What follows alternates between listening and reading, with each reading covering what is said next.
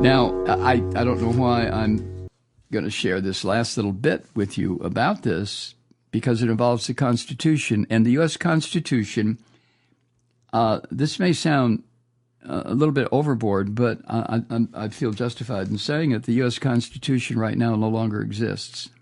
Oh, it's there, all right. But it is being totally made void, invalid. Trump does not operate by the Constitution, and the filthy toilet rats that operate around him don't either. So for me to quote the Constitution is rather ridiculous, but just as a point of reference, the Constitution makes clear that the President of the United States has unique executive powers to issue pardons and makes no provision to rescind them for issues relating to the choice of a pen or anything else. Once the pardon is issued, it is like Mount Rushmore. It's there and is not going anywhere. Now, Biden and President Obama both many times use Autopen device to sign official documents, which, by the way, is officially legally binding. That's according to guidance from the Office of Legal Counsel and the Department of Justice 20 years ago, under the rule of George W. Bush, the little Nazi wannabe squirrel head. The Office of Legal Counsel at the time issued a statement that said, quote, "The president need not personally perform the physical act of affixing his signature to a bill he approves and decides to sign in order for the bill to become law," end quote.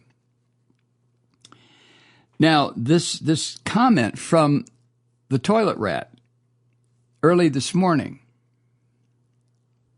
appears to have been out of the brain trust at something called Oversight Project, which is a bastard offshoot of the Heritage Foundation. Last week, this group, the Oversight Project, questioned whether Biden had the mental capacity to order an Autopen to be used to add his signature. These fucking bastards. Well, this is how it goes. What else? Well, according to NBC, the White House, I should say a representative of former President Biden did not immediately respond to a request for comment, and the White House legal counsel did not respond either. I'm talking about the toilet rats legal counsel. Now, if you remember, Biden ordered the preemptive pardons in January. One of his last acts as president, he said he took the action to ensure that public figures who had investigated Trump while in office would not face retaliatory action under Trump's second administration. And, of course, the sewer rat has argued that the J6 committee members are guilty of what he calls, no explanation, but what he calls major crimes. And he wrote that phrase in all capital letters in a text message to NBC News when Biden issued the pardons back in before January 20th. Former Joint Chiefs of Staff Chairman Mark Milley and Dr. Anthony Fauci also received preemptive pardons from Biden. And right now, Trump is seriously going after Fauci to try to put him in prison. Now, when you stop and consider, if you have any questions about where we are in this country regarding fascism, the toilet rat pardoned 1,500 criminal defendants who were charged in the J6 Capitol attack. And he commuted the sentences of 14 of his supporters, including members of these militant Nazi groups, the Proud Boys and the Oath Keepers, all of who were convicted, well, these 14 who were convicted of seditious conspiracy. So in a fascist regime, you declare the guilty innocent and the innocent guilty in order to accomplish what you are trying to do. And Trump is moving at breakneck speed, right? Nothing is getting in his way because he has in place now in all the key positions in government. He has in place his bully boys, the fascists who have sworn allegiance to him, not to the Constitution. We have got to do something about this before it's too late. It may be getting close to too late now, but we've got to do something. There is a huge rally in D.C. coming up April 5th. You've probably heard about it. Being called by a couple of organizations who are determined to try to stop this Nazi fucker before he has his talons so deep into this republic that he kills us. I don't know what's going to happen at that rally, a demonstration, I should say. I hope hundreds of thousands, if not millions of Americans turn out. I don't know what the reaction from the toilet rat is going to be, but there will be a reaction. You know that as well as I do.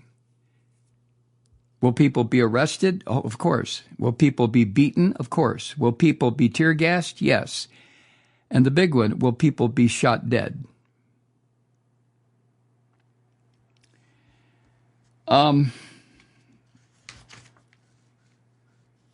Common Dreams has a piece up about the speech that the sewer rat made at the Department of Justice on Friday. I'm sure you've seen excerpts of that. He went really off his fucking nut. This guy is not only is he a fascist, not only is he a dictator and a killer, but he's also crazy. But the things that he said have brought a fresh wave of alarm in legal circles and among people who still have common sense. A lot of alarm over his attacks on his critics, his disrespect for the rule of law, and what he has planned for his second term. And we should stop using the term second term. This is Trump, who is setting things up to remain in the presidency until the filthy fucker dies. Seriously, if you haven't figured that out yet. Come on, wake up, smell the treason. Anyway, this bastard, who was convicted of 34 felonies in New York before he got back to the White House, slammed his opponents as scum and thugs, the law-respecting people who went after this criminal son of a bitch. He now calls them scum and thugs. He's calling on efforts to, he said the efforts to hold him accountable for the criminal activity that he perpetrated against the people of the United States as well as individuals. He called it bullshit. And he declared this during that speech at the Justice Department. He said, quote, "We will expel the rogue actors and corrupt forces from our government. We will expose their egregious crimes and severe misconduct." Holy shit. You see why it is pointless now to talk about the possibility of fascism. It's here. It's now. Now, if you saw any video, you saw Trump show up with that little bitch from Florida, the Attorney General, Pam Bondi, all dressed in virginal white. Wasn't that something? And as they walked through the door to the area where Trump was going to have his press briefing, Bondi got his attention and told him to look up over the archway of the doorway. And there was a picture of Donald Trump, and she kept pointing at it and smiling. You couldn't hear what she was saying, but probably something like, "See what I done, your Lord and Master? See what I done? Look, I done that. I put that up there. Look, look, look." So his appearance with Bondi and a bunch of bullshit props, I should say, promoting drug enforcement. He has no he cares nothing about drug enforcement. Saying Canada's got to stop their fentanyl export into the United States. Give me a fucking break. But all of this bullshit, the props displayed his intention to make the federal judiciary the judicial system is next. And the way he has begun that already is to ignore orders from the courts. Ignore. And that little piece of shit press bitch of his, Levitt, whatever her name is, when she made the asinine comment that, well, one judge in one city cannot stop the workings of the federal government regarding the deportation of people under the Alien Enemies Act. Where the fuck do these people come from? Pam Bondi, Carolyn Leavitt, Jesus Christ. And he also made it very clear that come a judicial on the Supreme, a vacancy on the Supreme Court, he's going to appoint the Florida nutfuck Judge Eileen Cannon to be a Supreme Court justice, somebody whose rulings were constantly overturned by appeals courts in her circuit. A total fucking incompetent. What is with Trump and these women who are a disgrace to women, just like the men he appoints are a disgrace to men? Fuck, man.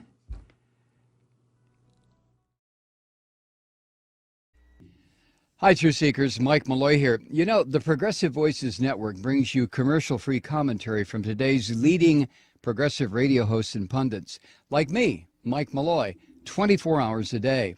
I'm not your typical old guy from the 80s or the 90s talk radio host, and Progressive Voices is not your typical talk radio network. It's a listener-supported nonprofit with no corporate control whatsoever over our broadcast. So hosts like me, Mike Malloy, are free to rant and scream and carry on about whatever we like. We're often controversial, but we're never boring. Weeknights, 9 p.m. in the East, 6 p.m. in the West on the Progressive Voices Network. Always progressive, always on. I'm Mike Malloy. Keep it lit.